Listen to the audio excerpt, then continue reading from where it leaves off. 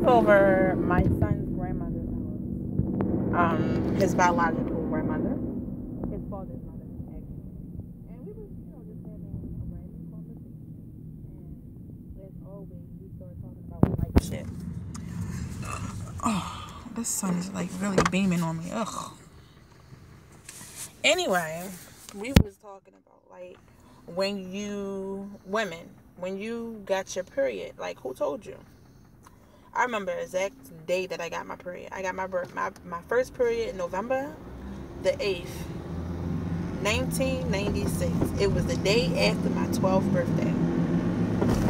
I thought I was just the biggest, I was like, huh, I'm a big girl now,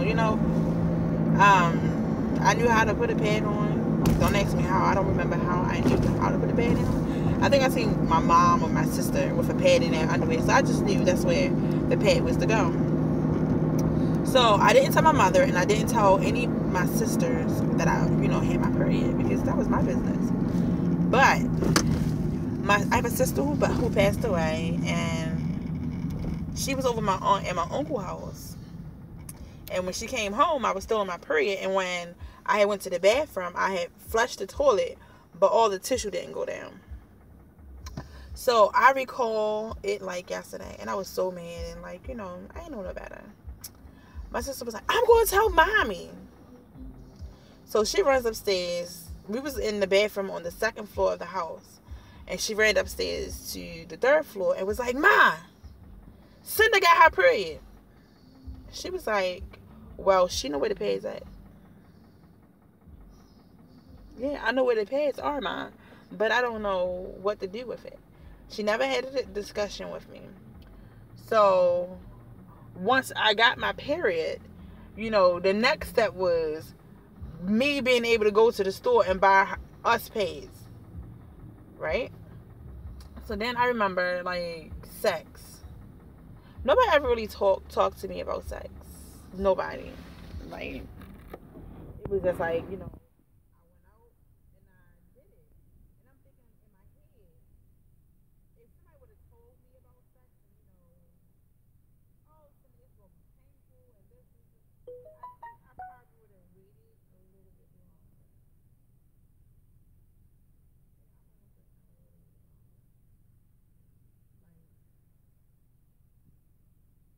I first had sex, it was, I mean, I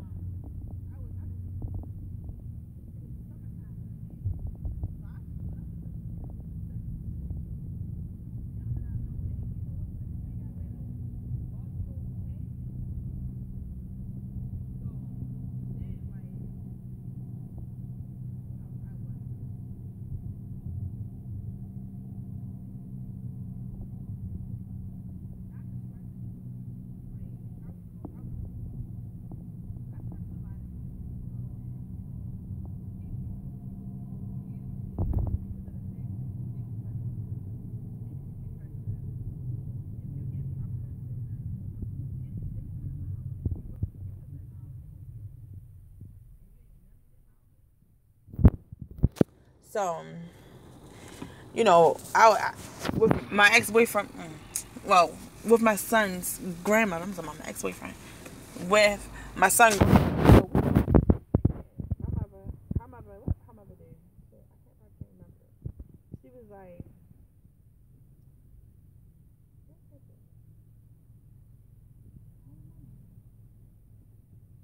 I don't know what she said to me, but basically it was pretty much the same. Oh, I do know. She was like, when she got her period, she felt as though she was dying. So she called out for her mother and was like, nah, I think I'm dying, right? And I guess she lived with her grandmother. The mother and the grandmother lived together. So instead of her mother sitting her daughter down and having a conversation about, womanhood and, your period, hygiene and stuff like that, she told her, you better go in there and talk to your grandmother. No, she was like, go in there and tell your grandmother. So basically, instead of the mother taking, responsibility for her own child, she go and put it off on somebody else. In which I don't never want to do that to my son. So, then there was another issue. Yesterday, her granddaughter it was her granddaughter prom, right?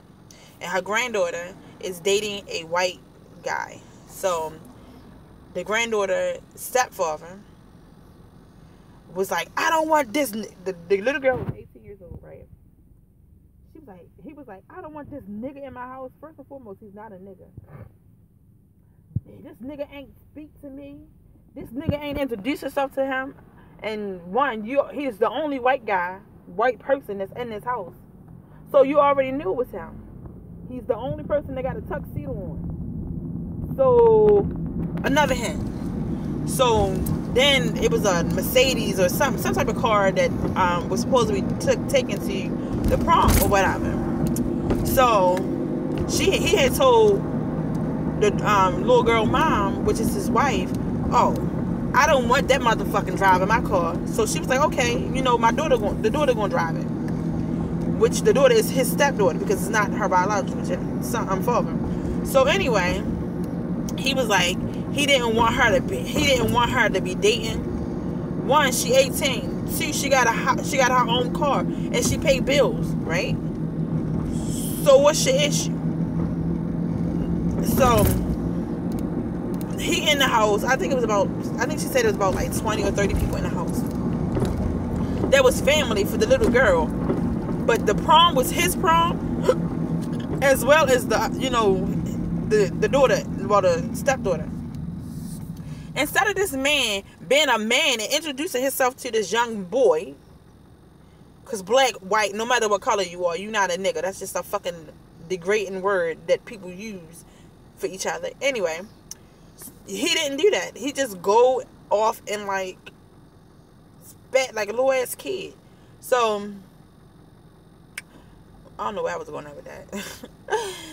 But with this part, I guess I'm going with this. Like, people or parents treat their kids different. They treat their girls like, oh my God, you can't never date. But if she was a boy, he probably would be giving him a pat on his back if he said he was fucking at 12. The little girl is a virgin from what I think. From what at least I remember. So what's wrong with her dating? Like, yo, she 18. She graduated high school. She got a job. She helped you pay bills. But yet and still you got an issue.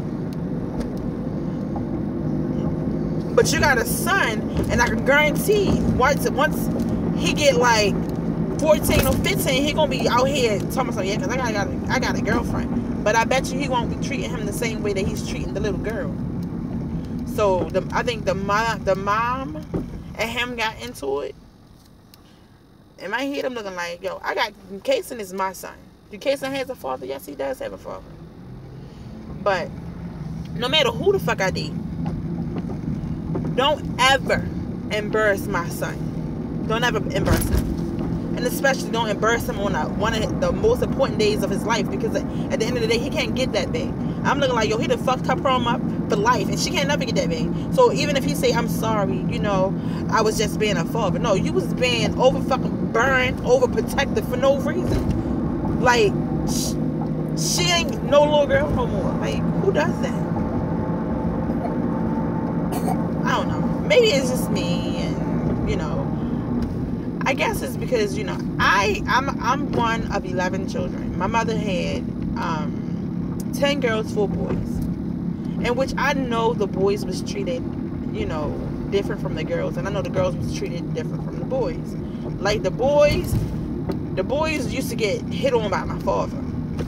I remember one day my father was mad. He hung my little fucking brother out the fucking window by his foot.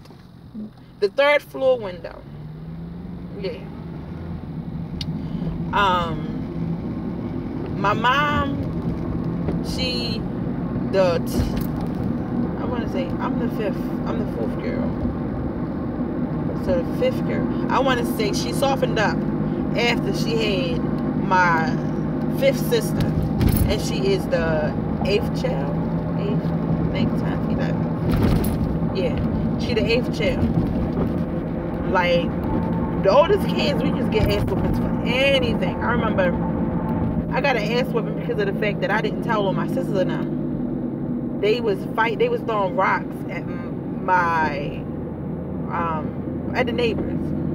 They lived the next door to our house, but we was down like 5 houses in the person's backyard with them throwing rocks at the other people. But I didn't throw no rock. But, you know, I didn't go and tell them that. So, they're getting an ass whooping. I'm like, Ma, I ain't do it. But yet, still, I got an ass whooping because she's telling me, you ain't come tell them now. Like, why would I tell them when they would whip my ass because of the fact that I told them? So I was like, fuck, no matter what. What else? My family thought that beating children would make them not do something. My father beat or, you know, kicked my brother's asses, but my oldest brother and my baby brother, they both sold drugs. They both did time in jail because of selling drugs. I just think, like, you know, black people or families in general is just fucking broken.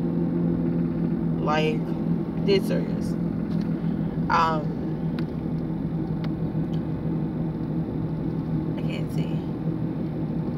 It's really broken, and like, I guess somebody gotta break the chain of the fucking broke up family. I went to church today, and the church, the pastor was like, you know,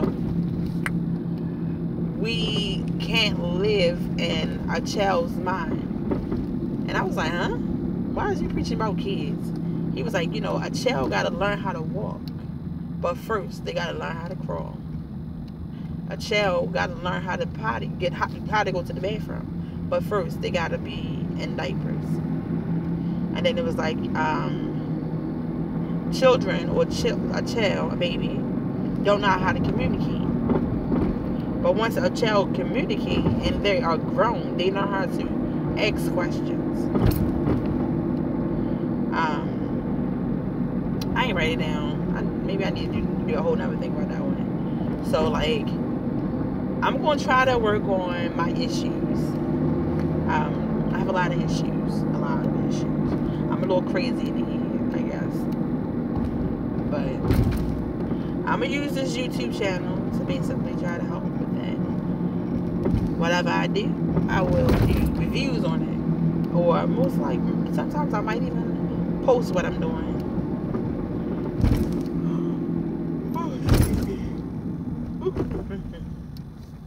I'm about to go in this house and eat these crabs.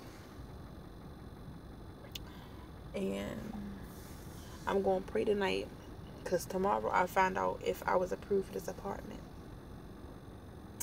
At the end of the day, I hope and pray I am. Like, I just need my own space. Like, I love my sister. Don't get me wrong. I love my sister. But I need somewhere that is mine. Somewhere that I don't have to yell at Kason. Well, I know I'm gonna yell at Kason because he bad as, I'm not gonna say he bad as hell, but he's bad. You feel me? He bad. But I just need somewhere where I can just have a bed, have a stove, have a refrigerator, hang my clothes up, have company, be naked if I want to. That being naked sounds so good to me, being naked. But yeah, I'm about to go in here and eat these crabs. Excuse me. So I'll be back later. I might go to the market. It's probably no food in home, so yeah, I'm gonna get some food and cook for tomorrow. Alright guys, I'm out.